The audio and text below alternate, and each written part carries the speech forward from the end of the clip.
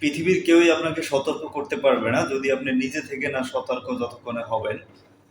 বিশেষ করে কসমেটিক্সের জিনিসপত্রগুলো প্রতিটা ঘরেই কম বেশি রয়েছে।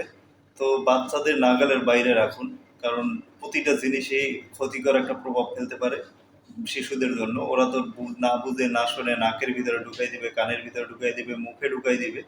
ভিডিও স্ক্রিনে একটা ফুটেজ দেখতে পাচ্ছেন যে এটা হচ্ছে একটা আলপিন, যেটা সাধারণত নারীদের ক্ষেত্রে বেশি প্রযোজ্য বা প্রয়োজনীয়, ওনারা ব্যবহার করে থাকেন।